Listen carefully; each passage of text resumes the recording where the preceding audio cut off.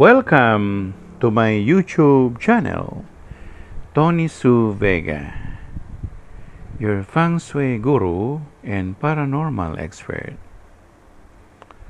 Horoscope: Virgo, August 23, September 22. 12th of September 2023, Tuesday. Career.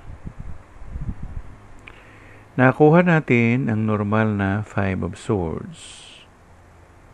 So ito, nagugulumihanan ka. Kung mag-stay ka ba sa kumpanyang pinagtatrabahuan mo, na matagal ka na rin nagtatrabaho, dahil sa buwisit mo sa mga kasamahan mo doon. Pero sinasabi ng baraha na hindi ka pa pwedeng lumipat. Hindi ka pa nakapag-establish kahit na mahigit ka pa 5 taon dyan at pinagtatrabahuan mo. Magkakaproblema ka lalo pag lumipat ka pa. Ang sumunod ay ang love aspect.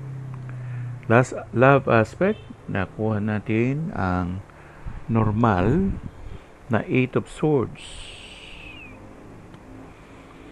Ang Eight of Swords ay nagtutukoy sa pagkakakulong o na-restrain o binitin siya patiwarik.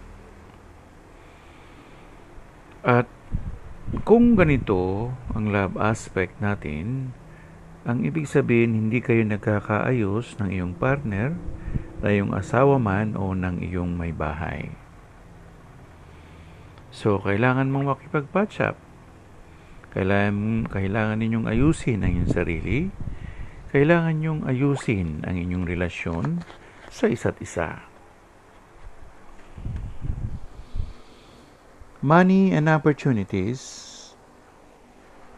Nakuha natin ang baligtad o inverted na Two of Pentacles or Two of Wands na nagtutukoy na may sorpresa ka sa darating na 2 linggo.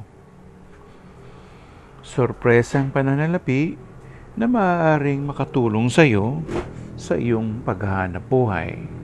Subalit, dapat alerto ka. Kasi since baligtad ang nakuhang baraha, maaaring hindi mo ito makuha o mapapunta sa iyo. Life Coach. Nakuha natin ang normal na Two of Wands o Dos de Bastos. Ito kasi ay nagsasabi sa iyong desisyon, sa iyong pakikipag-ayon sa mga kapaligiran mo. So, ang life coach ay ang mga tao ay nasa paligid mo, bigyan mo sila ng pansin. Dahil sa bandang muli, sila rin naman ang makakatulong sa iyo.